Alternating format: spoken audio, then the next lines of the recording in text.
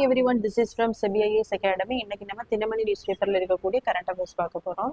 So முதல்ல பார்த்தீங்க அப்படின்னா, நியூயார்க் மேயராக மம்தானி பதவியேற்பு. ஸோ இந்த டாபிக் பார்த்தீங்கன்னா group 1 main syllabus paper 3 India and வேர்ல்டில் வந்து கவர் ஆகும். ஸோ அமெரிக்காவினுடைய மிகப்பெரிய நகரமான நியூயார்க்கினுடைய 112வது மேயராக இந்தியா வம்சாவளியை சார்ந்த சோரான் மம்தானி அப்படிங்கிறவர் வந்து தேர்ந்தெடுக்கப்பட்டிருக்கிறார். ஸோ இவர் பார்த்தீங்க அப்படின்னா நியூயார்க் நகரை ஆளும் முதல் தெற்காசியா வம்சாவளியினர் மற்றும் முதலாக ஆளக்கூடிய முஸ்லீம் அப்படிங்கிற ஒரு பெரிய அந்த பதவியை வந்து பெற்றிருக்காரு.